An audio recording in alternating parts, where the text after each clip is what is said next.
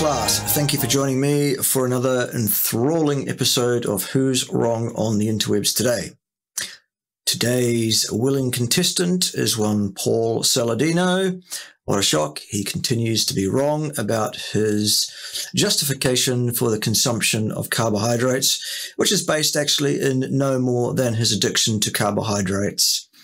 And nothing else really. There's no physiological requirement for the consumption of carbohydrates whatsoever, which I will cover in perfectly sufficient detail throughout this video. So pay attention, stop chewing that gum, sit up straight, fold your arms, cross your legs, or the other way around if you like. Here it comes. Paul, off you go, son. Let's start with the kidney and the actions of insulin in terms of electrolyte maintenance, which I think is the single biggest problem for a lot of people. There's a lot of reasons a ketogenic diet is not a good thing for humans. Okay, right. So there's quite a mouthful already, sort of 12 seconds in.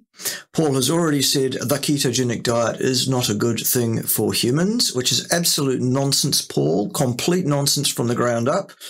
Human beings have lived an entirely or almost entirely ketogenic existence throughout our existence on this planet of 300,000 years or so.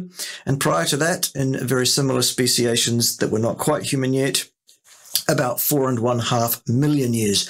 We are well and truly adapted to it. It is absolutely the ideal approach to human nutrition, and your ridiculous comment to the contrary is absolutely false and not supported by any empirical evidence of any kind whatsoever. Okay, so that's the first thing. Secondly, yes, Paul, you may or may not have had an issue with electrolyte maintenance in your body. You've never provided us with any empirical evidence that it was so, that you did have an electrolyte disturbance problem. Let's just say you did for fun. Why not? We'll let you have that. Let's say your electrolytes were disturbed under the diet that you were undertaking, combined with the lifestyle that you were living at the time that you ran into a problem. Okay. I think there is a mechanism by which your issue occurred, and I'll talk about that in length, or at length, in depth, if you like, during this video. So do stay tuned for that, boys and girls, and you'll learn a lot about it, I would think. Before I do move on, though, I would like to comment about Paul's irresponsibility, the fact that he's talking completely outside of his lane of expertise and training. Paul is a psychiatrist and not a nutritionist of any kind. Neither is he a scientist of any kind. He does not have scientific training. He has never undertaken research himself as an independent researcher. This is just a bloke who is making guesses about things based on his mistaken belief that he's an expert in the field when he really isn't actually. And the second area of irresponsibility here, Paul, is the naming of your video. You've named your video "Keto is damaging your kidneys." Well, no, Paul, it isn't. There is no evidence extant anywhere whatsoever that ketogenesis is damaging in any way to the kidneys. Completely irresponsible title to your video, completely ridiculous, as is your argument that we need carbohydrates in our diet for electrolyte maintenance. We don't. False. Here's an example of it. I don't consume any significant amount of carbohydrates on a daily basis, or indeed across the average of every month of the year at all. I basically consume no carbohydrates, is what I'm saying. I do not have an electrolyte issue problem. You did? Okay, I will point to a reason by which I believe that occurred for you. See if it goes up your flagpoles, boys and girls. Right. But let's start with this mechanism of insulin at the level of the kidney. When I was doing a ketogenic diet, I didn't understand this, and nobody ever showed it to me. Yeah, Paul, you don't understand anything much, frankly, regarding human physiology or human nutrition requirements. So that's no surprise that this would go over your head, frankly. I only found it after the fact, and I thought, aha, this makes so much sense. Why wasn't I taught this in medical school? Why? Because medical school won't teach you anything about human physiology or about human nutrition requirements of any kind, Paul. medical school is about allopathic medicinal intervention, which basically is the differential diagnosis of pathology, followed by intervention usually of a pharmacological and occasionally of a surgical nature. Nothing to do with physiology or science or nutrition or any of that. So why would you expect to have learned this? And I understand this. Why doesn't anyone talk about this? The overarching... I do, Paul. Maybe you've missed it. Maybe you haven't been watching my channel in the last 2.5 years since you ghosted me for absolutely no reason whatsoever. Actually, Paul, I'm not bitter. I'm over it. The theme of the next few points will be that insulin is beneficial. Yes, insulin is beneficial. It exists precisely because it is encoded for, its production is encoded for by the very genes of our body, those genes having survived 13.8 thousand million years, give or take.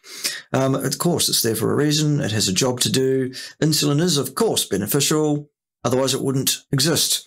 What needs to occur, however, is that insulin needs to be produced in the right amount for the right fraction of the time, and in lower amounts for the rest of it. Okay, straightforward. For humans, that when you eat carbohydrates, things like fruit or honey. Fruit. Yep, fruit causes an insulin spike, does it, Paul? No. Fruit sugar is fructose, Paul, which has basically no effect on insulin. So many people say avoid fructose because you don't want to spike your insulin. You can't spike it with fructose. It doesn't need it. It's like if you want to go low insulin, go high fructose. See, if you actually knew anything about human physiology or nutrition, you'd have known that. You don't even understand that, do you, Paul? So there goes your justification for fruit out the window, because your justification for carbohydrates, fruit and honey, is the insulin response. Well, there is none to fruit, so there goes your argument on fruit. So we can cross fruit out. That leaves just honey, which is a mixture of fructose and glucose, depending on a number of different factors, actually, in terms of the area in which those honeybees have been working, the particular species of nectar that they've been collecting, etc., and a few other things as well. So honey's left as maybe, maybe you need honey for insulin, do you, Paul? Still no. We'll get to that in a minute, though. Carry on, though. You do have a postprandial insulin spike. Yeah, yes, you do have a postprandial insulin spike when you consume glucose, Paul, or indeed when you consume sufficient protein. Oh, yeah. Did you forget that one? Clearly you did, because protein doesn't subserve your addictive need for carbohydrates, Paul.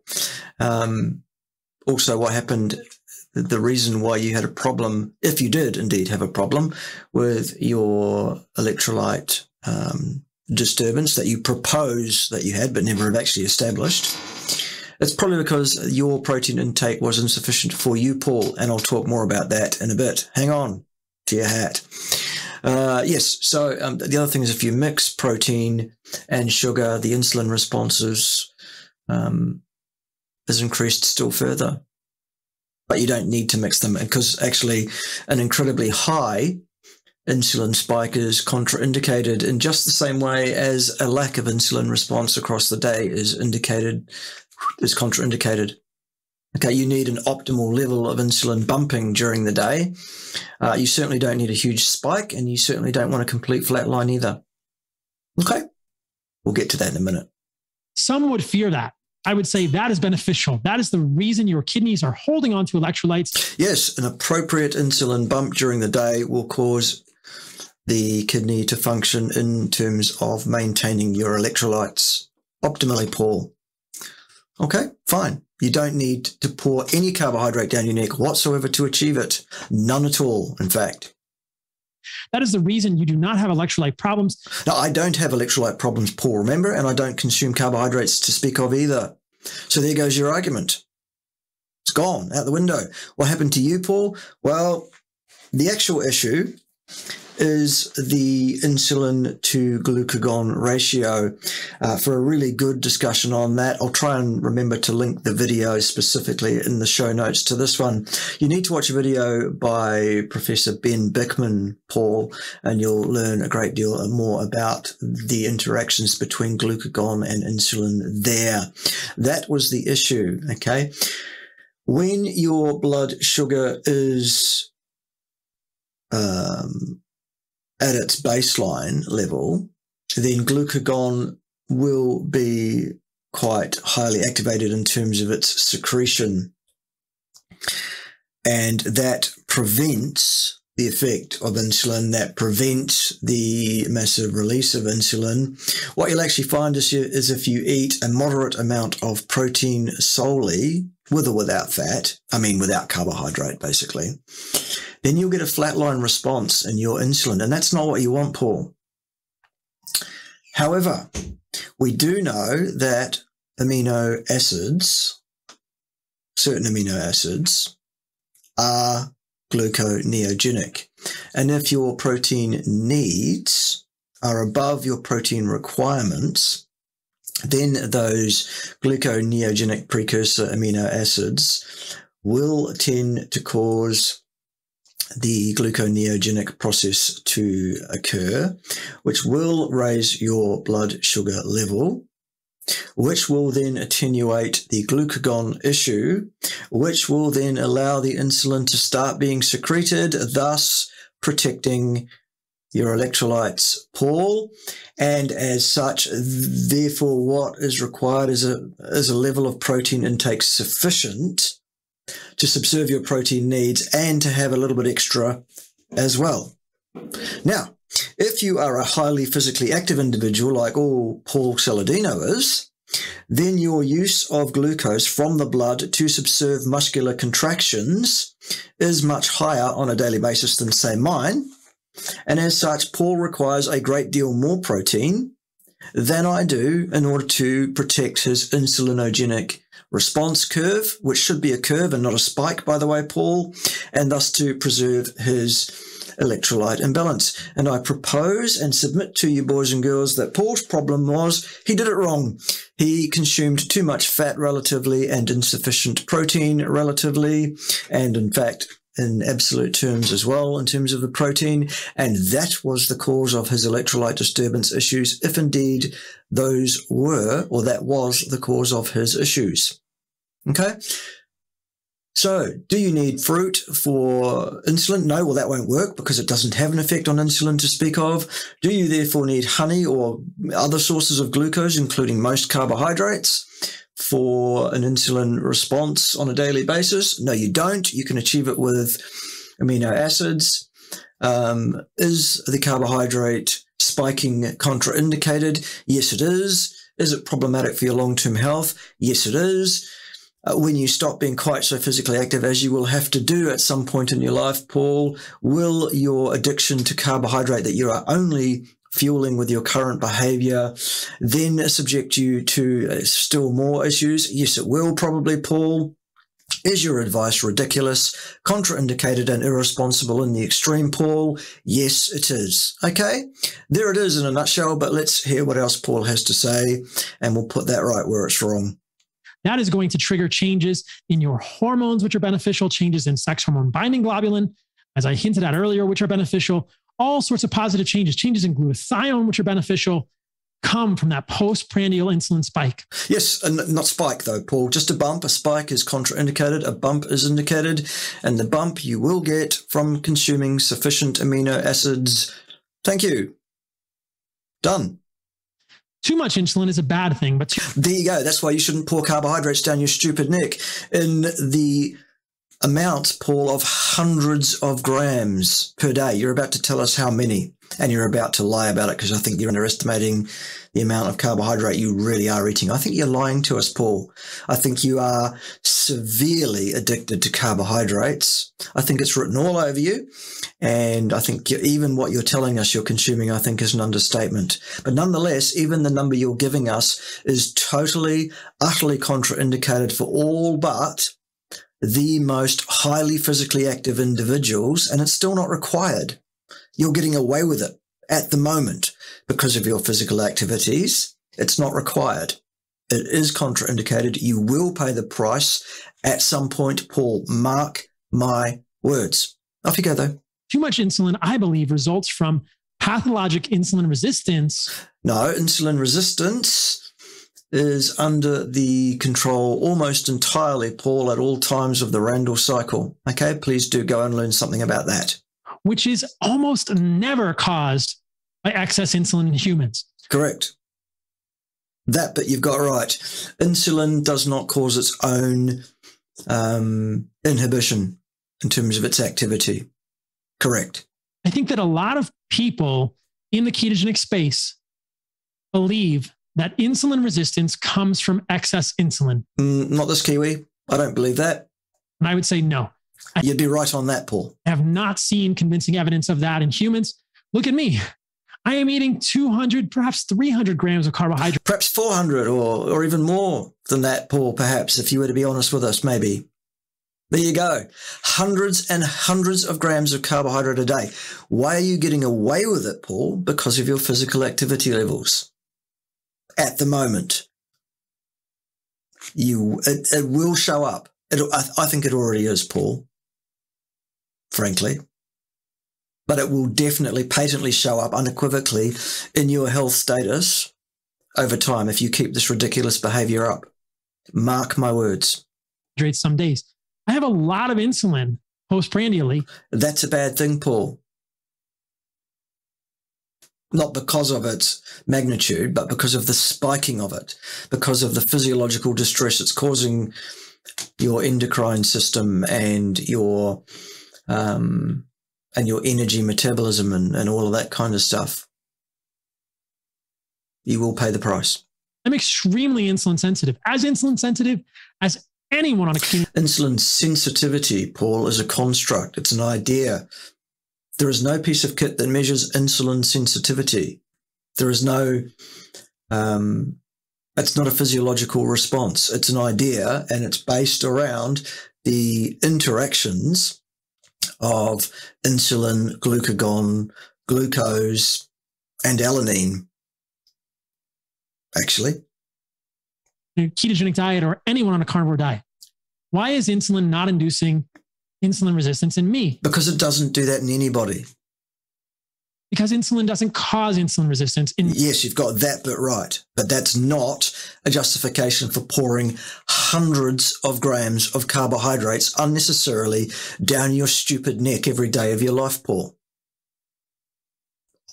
Under the falsely guided misconception that the only way to protect your electrolyte balance is to have an insulin spike, which is false, Paul. Completely false. And, that fructose will cause an insulin spike. No, it doesn't. Ridiculous. Normal human physiology. I would say that other than laboratory situations where someone is hooked up to an insulin drip, it is essentially impossible to get insulin-induced insulin resistance. Yes, one of the signs of early onset dementia related to things like too much carbohydrate intake across time, Paul, is the kind of brain fog that leads you to repeat yourself over and over again without making any new points of any kind, for example. In a human outside of a laboratory setting. These laboratory derangements are possible, but no human, the worst human on the planet, is not drinking Coca-Cola 24 hours a day. Perhaps there's somebody out there somewhere, but that's essentially what you'd have to do. Drink Coca-Cola and only Coca-Cola and wash it down. For balance, other carbonated beverages are available. With other processed sugar all the time to get the amount of insulin that is simulated by a laboratory insulin drip to create insulin-induced insulin resistance. Someone eating Twinkies a few times a day, something I'm not a fan of, is not going to create insulin-induced insulin resistance. I think that the vast majority, 98+% of insulin resistance, aka metabolic dysfunction, is caused by metabolic derangements related to seed oils, those being excess linoleic acid in the human organism that destroy our metabolism. I've talked about that on other podcasts in great depth. Yes, seed oils are contraindicated, but so are carbohydrates, Paul. Sorry about that. So let's establish this piece. Carbohydrates, especially fruit and honey, do not cause insulin-induced insulin resistance. No, they don't. Nobody said they do, but they do cause a whole bunch of other problems, Paul. Like Randle cycle-induced insulin resistance, okay? The fact that they don't cause one particular form of insulin resistance across time and the problems associated with that does not mean it doesn't cause another one. It does, the Randle cycle, which will lead you to a propensity to be chronically systemically inflamed, which will show up all over you. And I believe it already is, Paul, as I said. And across time, you will pay the price. Mark my words. Humans. Insulin has benefits. I'll show you some differences between sucrose and fruit and honey later in the podcast. But let's go to the benefits of insulin that you will never hear about in the ketogenic community at the level of the kidney, insulin's impact on renal, sodium transport, and blood pressure in health, obesity, and diabetes. Insulin has been shown to have anti-natriuretic actions in humans and animal models. Yes, we know that. There's no news there that we haven't heard before. Those of us who are educated in this area are aware of it. Those of us who are educated, Paul, are also aware, however, that insulin does tend to be secreted when there is a sufficiency of protein in the diet, which is determined by your activity levels, largely, and by your genetic individual differences, less so. Okay. Natriuresis is the loss of electrolytes in the kidney. Okay. So the majority of renal sodium transporters are controlled by insulin in the kidney. Several groups using primary cell culture have demonstrated that insulin can directly increase activity of the epithelium sodium channel, the sodium phosphatase cotransporter, the sodium hydrogen exchanger type 3, and the sodium potassium ATPase. Yes, we know all those things. Yep, great. Not a problem. Et cetera, et cetera. So insulin is well known to have critical actions in the kidney. Correct. And it's also well known, as I said, that protein will stimulate sufficient release of insulin so long as the intake of protein is sufficient, which in your case, Paul, it was not for your activity levels. Ergo, you had a problem. You did it wrong. What's next?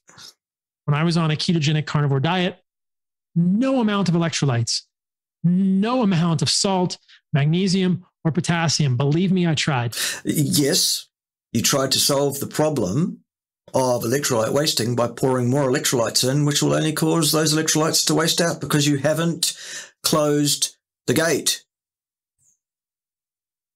You haven't sorted the problem out, which was sortable by getting your insulin responses normalized. And the way to do that was to consume more protein, Paul, than you did. And probably less potentially very, very toxic liver, actually.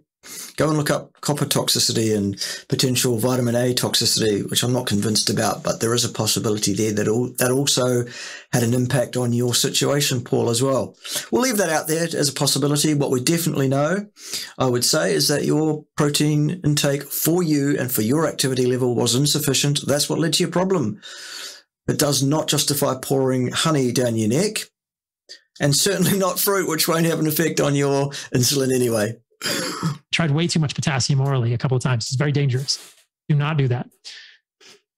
Could resolve my electrolyte deficiencies because I had no signaling in the kidney to hold on to those things. Right. So you just needed to eat more protein, Paul. Good.